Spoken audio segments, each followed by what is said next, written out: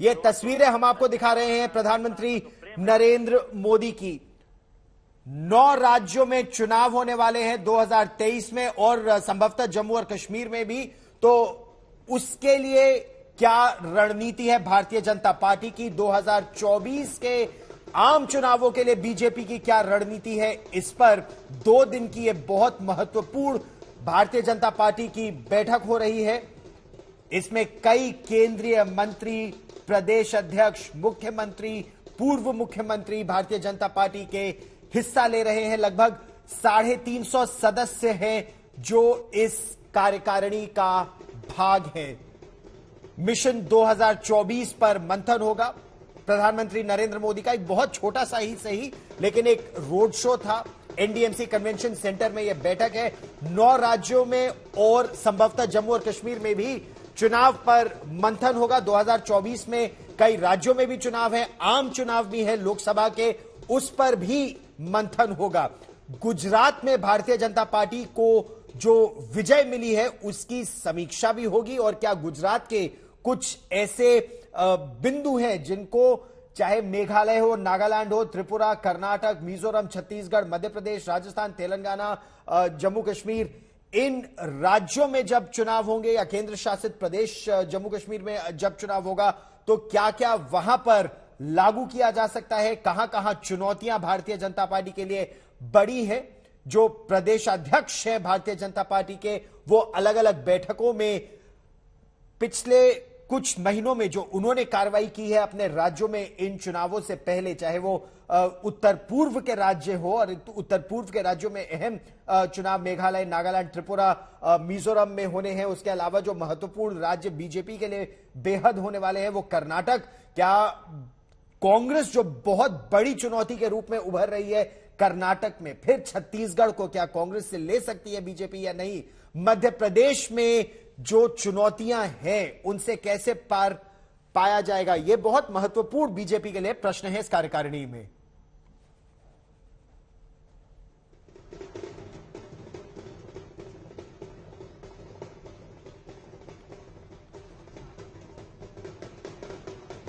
और ज्यादा जानकारी के लिए आपको सीधे लिए चलते हैं। मेरे सहयोगी हिमांशु मिश्रा हमारे साथ जुड़ रहे हैं।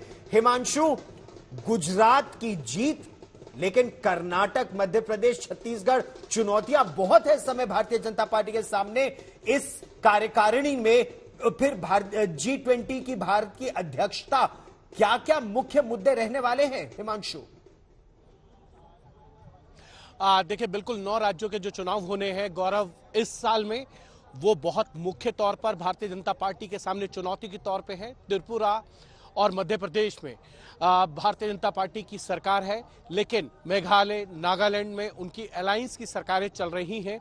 ऐसे में भारतीय जनता पार्टी को उम्मीद है कि मध्य प्रदेश के साथ साथ राजस्थान और छत्तीसगढ़ में एक बार फिर से वो सत्ता पे काबिज हो जाएंगे, जहां 2018 में उनकी सरकार चली गई थी, उनके हाथ से सत्ता चली गई थी। और उसी को लेकर यहाँ पर जो है वो मंथन होना है। इस मंथन के अंदर सबसे बड़ी बात यही है कि किस तरीके से जो है आगे ग्रास रूट तक जाया जाए। और इसीलिए कार्यकारिणी के अंदर भारतीय जनता पार्टी का नारा है कि गरीब कल्याण हमारा संकल्प है। जी हाँ, गरीब कल्याण योजनाओं के जरिए आप घर घर तक जाइए, आम आदमी के साथ कांटेक्ट कीजिए और चेहरे के तौर पर प्रधानमंत्री नरेंद्र मोदी के चेहरे को ही आगे रखिए। अगर ऐसा भारतीय जनता पार्टी करती है तो इसका फायदा भारतीय जनता पार्टी को मिलेगा, ऐसा उनका मानना है। क्योंकि गुजरात के चुनाव के अंदर भारतीय जनता पार्टी ने इसी फार्मूले के तहत काम किया था। सीएम भूपेंद्र पटेल का जो चेहरा है वो पीछे कर दिया था, उम्मीदवार पीछे हो गए थे। पार्टी संगठन काम जरूर कर रहा था, लेकिन चेहरे के तौर पर जो है नरेंद्र मोदी का चेहरा था। और उसका फायदा ऐसा मिला कि कई दशकों पहले जो रिकॉर्ड बना था माधव सिंह सोलंकी का 149 सीटों का, उसको भारतीय जनता पार्टी ने तोड़ दिया, 156 सीटें जीती। हिमाचल में भारतीय जनता पार्टी की हार हुई। इसीलिए भारतीय जनता पार्टी ने यह चिंतन और मंथन किया है कि प्रधानमंत्री नरेंद्र मोदी का ही चेहरा आगे हो। और जिन राज्यों में चुनाव होने हैं, जहां पर भारतीय जनता पार्टी की सरकारें नहीं है, क्या वहां पर मुख्यमंत्रियों के चेहरे को घोषित करके आगे जाया जाए या फिर सामूहिक नेतृत्व में चुनाव लड़ा जाए और प्रधानमंत्री चेहरे को आगे करके चुनाव में जाया जाए? हिमांशु, कर्नाटक भारतीय जनता पार्टी के लिए क्या इस समय सबसे बड़ी चुनौती के रूप में उभर रहा है? क्योंकि वहां पर कांग्रेस बेहद मजबूत नजर आ रही है, ऐसा आकलन है। क्या इस पर एक अलग मंथन की भी बात है?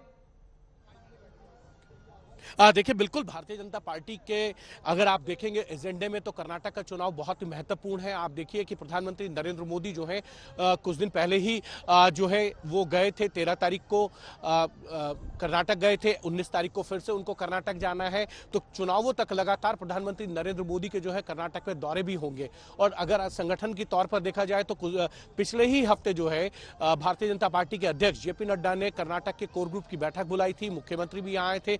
लगातार उन्होंने बैठकों का दौर किया, फीडबैक लिया और सरकार को कैसे आगे काम करना है, सरकार और संगठन मिलकर कैसे काम करें, इसको लेकर प्लानिंग करने की जरूरत थी। जो कुछ चीजें हैं उसको लेकर कहीं ना कहीं थोड़ी सी भारतीय जनता पार्टी के अंदर भी जो है एक आवाजें उठ रही हैं कि एक कैबिनेट रिशफल होना चाहिए, लेकिन केंद्रीय नेतृत्व चाहता है कि अभी कैबिनेट रिशफल को टाला जाए, क्योंकि येदियुरप्पा जो है सबसे बड़े चेहरे हैं कर्नाटक के अंदर। ये कहा जाता है कि अगर भारतीय जनता पार्टी को वहां पे जब जब सरकार बनाने का मौका मिला तो येदियुरप्पा बहुत बड़े भूमिका में नजर आए। उनकी पार्टी के अंदर जो ग्रिप है, जो उनका एक वोट बैंक है, लिंगायत वोट बैंक को वो रिप्रेजेंट करते हैं, लिंगायतों के वो सबसे बड़े नेता हैं। इसीलिए वहां पे ये कहा जा रहा है कि एक छोटा सा कैबिनेट रिशफल हो जिसमें येदियुरप्पा के एक बेटे जो वहां पर नेता है और पार्टी के अंदर उनके पास एक पोजीशन है, वो उपाध्यक्ष है वहां पे, उनको मंत्रिमंडल में शामिल कराया जाए। लेकिन केंद्र नेतृत्व नहीं चाहता है, वो चाहता है कि जिस तरीके से सरकार चल रही है वैसी ही सरकार चले, बस सरकार और संगठन मिलकर काम करे, येदियुरप्पा अपनी भूमिका को निभाते नजर आए और प्रधानमंत्री के चेहरे को आगे लेकर जाया जाए। लेकिन कर्नाटक सबसे बड़ी चुनौती के रूप में पेश आ रहा है और ऐसे ही जैसे कि हिमाचल के अंदर कांग्रेस ने चुनौती पेश की, भारतीय जनता पार्टी को एक डर यह भी है जिस तरीके से हार का सामना हिमाचल में करना पड़ा, कहीं वही कर्नाटक में ना हो जाए। और इसीलिए लगातार बैठकों का दौर चल रहा है और सभी नेताओं को यह कहा गया कि आप एक साथ मिलकर काम कीजिए, कोऑर्डिनेशन के साथ काम कीजिए, कहीं कोई कमी ना रह जाए, इस पर पूरी नजर जो है केंद्रीय नेतृत्व बनाए हुए है। गौरव।